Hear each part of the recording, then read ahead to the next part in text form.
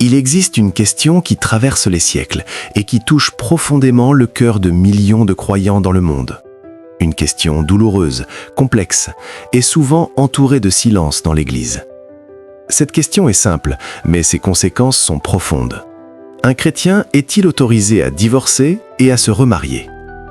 Pour comprendre cette question, il faut d'abord comprendre quelque chose d'essentiel.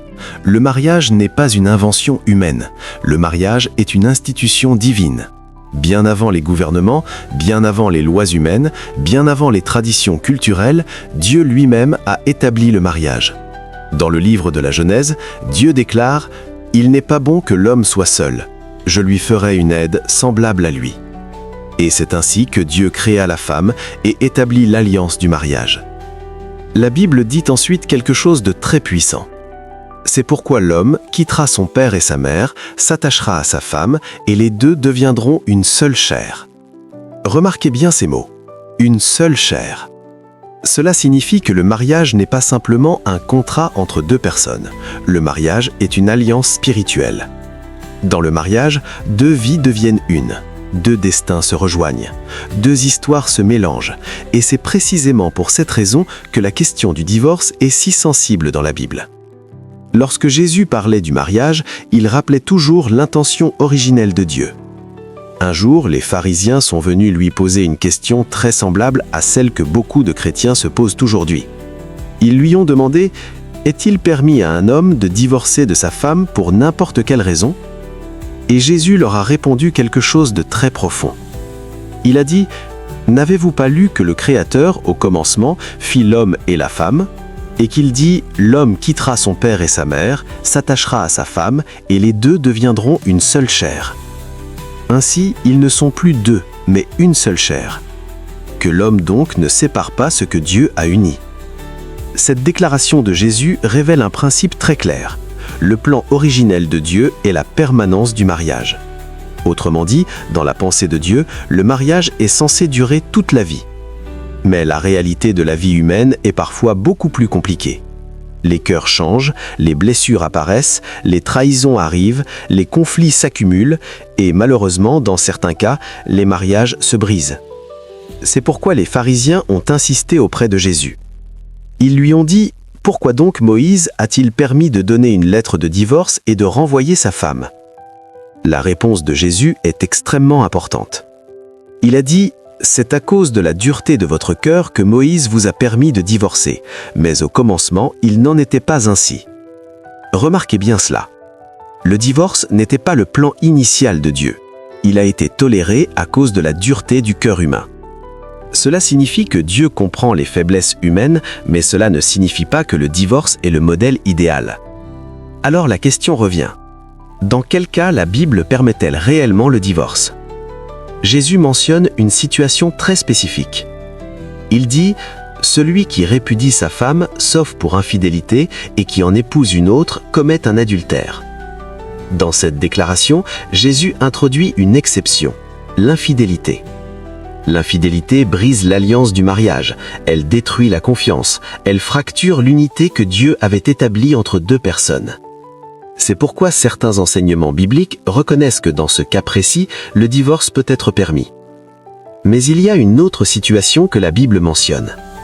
Dans la première lettre aux Corinthiens, l'apôtre Paul parle d'un mariage entre un croyant et un non-croyant.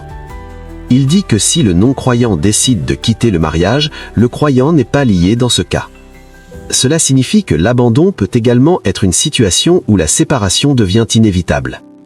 Mais il faut comprendre quelque chose de très important. Même dans ces situations, la Bible ne présente jamais le divorce comme une victoire.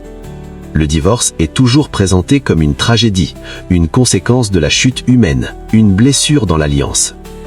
Dieu ne célèbre jamais le divorce, mais Dieu ne rejette jamais les personnes blessées par un divorce. Et c'est là que beaucoup de chrétiens ont besoin de comprendre la grâce de Dieu. Certaines personnes vivent avec une culpabilité énorme parce qu'elles ont divorcé dans le passé. Elles pensent que leur vie spirituelle est terminée. Elles pensent que Dieu ne peut plus les utiliser. Mais la Bible montre un Dieu de restauration. Dans toute l'Écriture, Dieu relève les personnes brisées. La femme samaritaine, par exemple, avait eu plusieurs maris. Pourtant, c'est à elle que Jésus a révélé qu'il était le Messie. Dieu n'est pas un Dieu qui condamne les cœurs repentants, il est un Dieu qui restaure les vies. Alors qu'en est-il du remariage? C'est l'une des questions les plus débattues dans le monde chrétien. Certains enseignements affirment que le remariage est toujours interdit. D'autres reconnaissent que dans certaines situations bibliques, comme l'infidélité ou l'abandon, le remariage peut être permis. Mais une chose est certaine. Le remariage ne doit jamais être pris à la légère. Le mariage est une alliance sacrée, ce n'est pas simplement une relation sentimentale. Dans le mariage, il y a une responsabilité spirituelle, émotionnelle et morale. C'est pourquoi toute personne qui envisage un mariage doit le faire avec une grande sagesse, avec la prière, avec la maturité et avec la crainte de Dieu. Beaucoup de mariages échouent aujourd'hui parce que les gens entrent dans le mariage avec des attentes irréalistes. Le mariage n'est pas simplement une émotion, ce n'est pas seulement l'amour romantique. Le mariage est une mission. C'est un engagement à construire une vie ensemble, traversant les saisons de joie et les saisons de difficulté. Dans la Bible, l'amour véritable est décrit d'une manière très différente de ce que le monde enseigne. L'amour est patient. L'amour est plein de bonté. Il ne cherche pas son propre intérêt. Il pardonne. Il persévère. Un mariage solide ne repose pas seulement sur l'émotion, mais sur l'engagement. Et c'est pourquoi la préparation au mariage est extrêmement importante. Avant de se marier, une personne doit se poser plusieurs questions essentielles. Sommes-nous réellement prêts à construire une vie ensemble? Sommes-nous capables de communiquer avec respect? Sommes-nous prêts à pardonner lorsque les erreurs arrivent? Partageons-nous les mêmes valeurs spirituelles? Parce que beaucoup de conflits dans les mariages viennent du fait que ces questions n'ont jamais été abordées avant le mariage. La vérité est que le mariage peut être l'une des plus grandes bénédictions de la vie. Mais il peut également devenir l'une des plus grandes sources de douleur lorsque l'alliance est brisée. C'est pourquoi Dieu appelle les croyants à protéger le mariage avec sagesse, avec patience et avec amour. Mais pour ceux qui ont déjà vécu un divorce, il y a un message d'espoir. Votre histoire n'est pas terminée. Dieu peut restaurer votre cœur. Dieu peut guérir les blessures. Dieu peut redonner un avenir. La Bible est pleine d'histoires de personnes imparfaites que Dieu a relevées pour accomplir de grandes choses. La grâce de Dieu est plus grande que vos erreurs passées. Et peut-être qu'aujourd'hui, la question la plus importante n'est pas seulement « un chrétien peut-il divorcer ou se remarier ?», la question la plus importante est peut-être celle-ci. Comment pouvons-nous construire des mariages plus forts, plus sages et plus solides pour l'avenir ? Parce que lorsque deux personnes placent Dieu au centre de leur relation, quelque chose de puissant se produit. Le pardon devient possible. La patience devient possible. La restauration devient possible. Et même dans les moments les plus difficiles, l'amour peut trouver un chemin pour survivre. Car le mariage, dans sa forme la plus profonde, n'est pas simplement une union entre deux personnes, c'est un reflet de l'alliance entre Dieu et son peuple. Et lorsque cette alliance est honorée avec sincérité, elle devient une source de bénédiction non seulement pour le couple, mais aussi pour les familles, pour les générations futures et pour toute la société.